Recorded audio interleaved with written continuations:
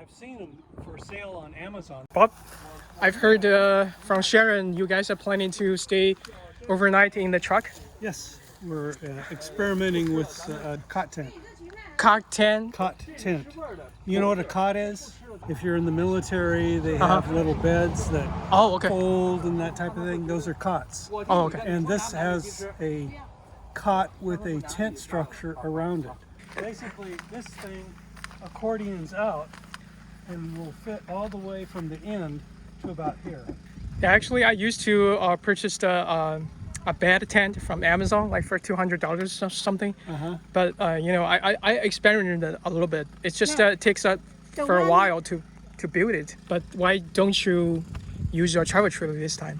What we're planning on is using the trailer as a base camp, and then when you go to places like Colorado, where there's a lot of roads going into the backcountry, you can't take your trailer. Yeah. So if you want to do a 1 or 2 day excursion, you then go into something like this. You know, we've got a 4x4. You use it as a 4x4.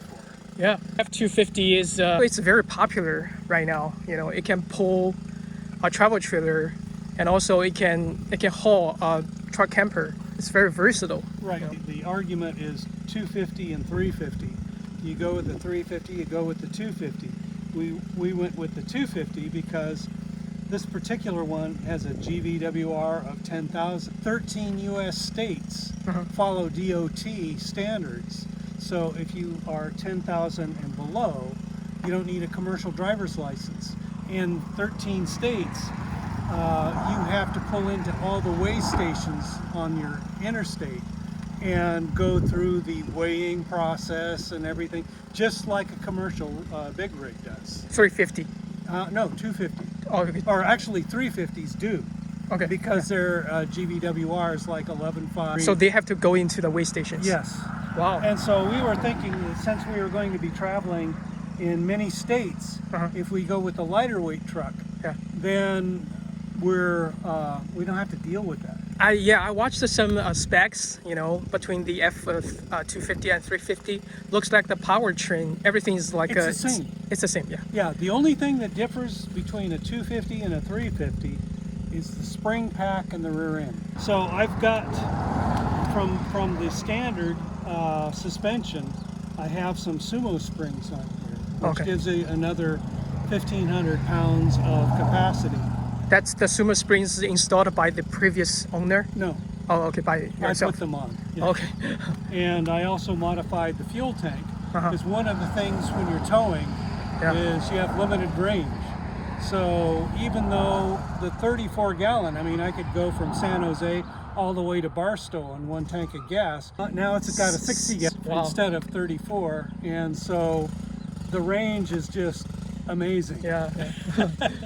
Mine is 23 gallons of gas. It's horrible. We had a Tundra, or we still do have the Tundra, but when we're pulling the trailer, 10 miles per gallon. Yeah.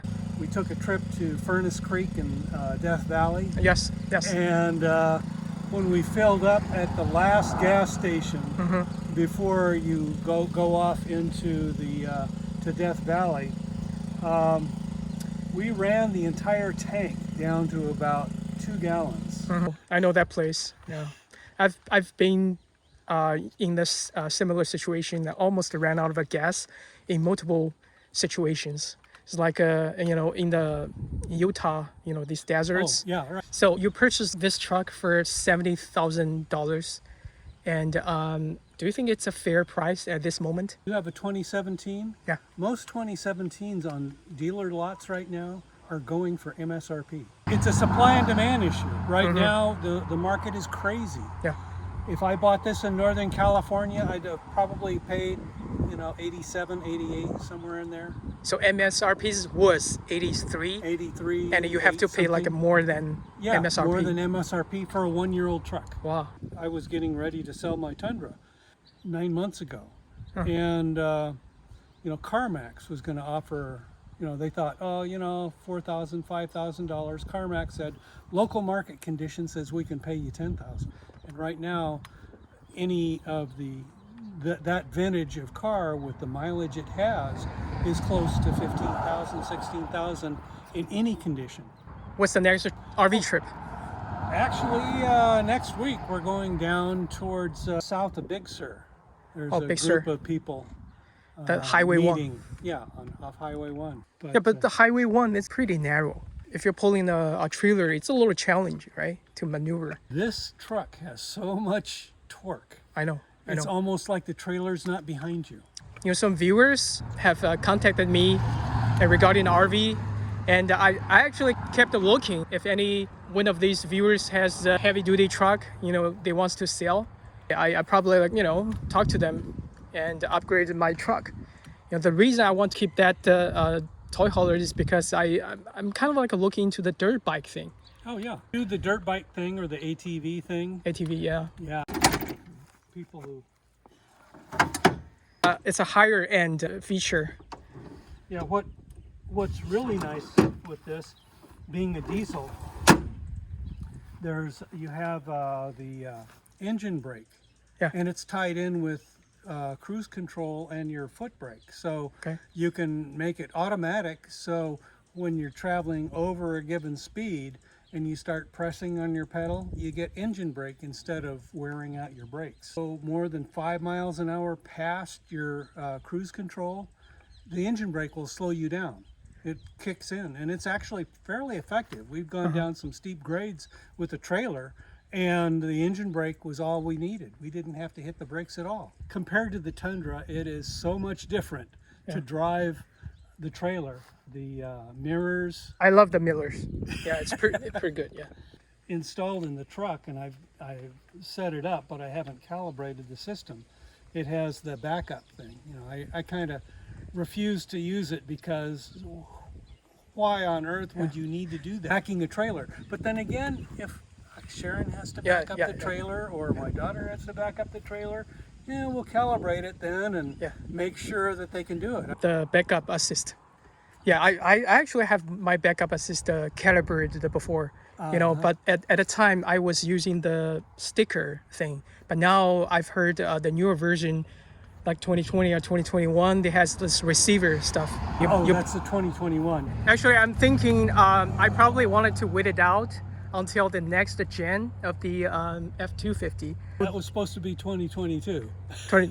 Are you talking about next gen, like a redesigned next generation? They were supposed to do that in 2022, but apparently they have not.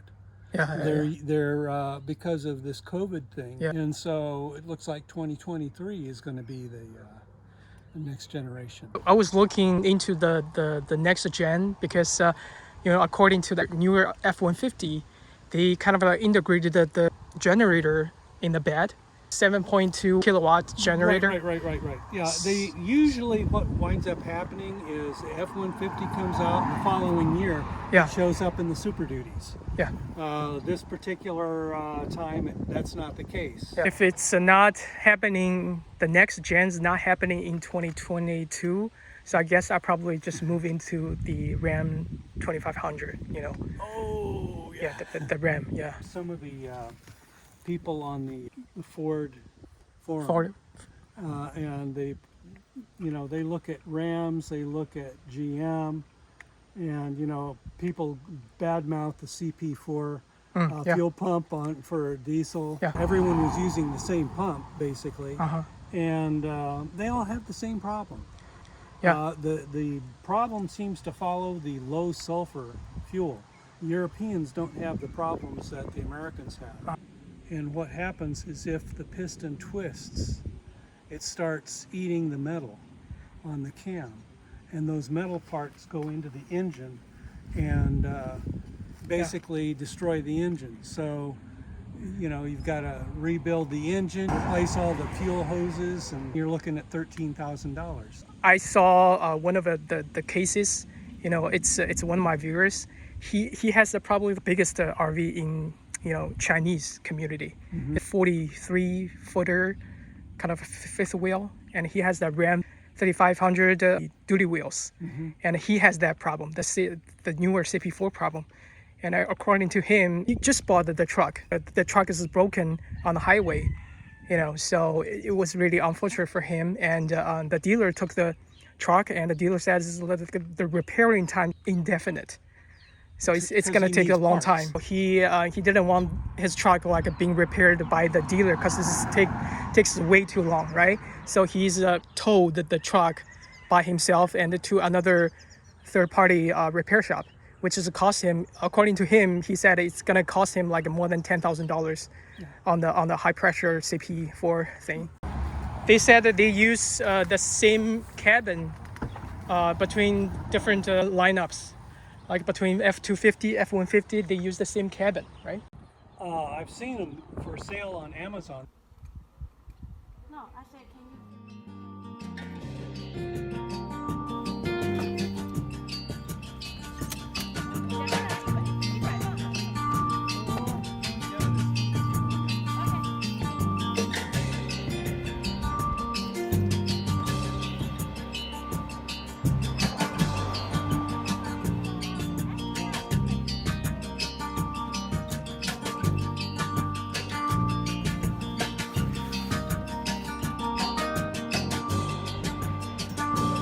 What it doesn't show, there's a flap you can fold down. So if you're sleeping with your head on this end, you can look up at the stars. There's a clear panel.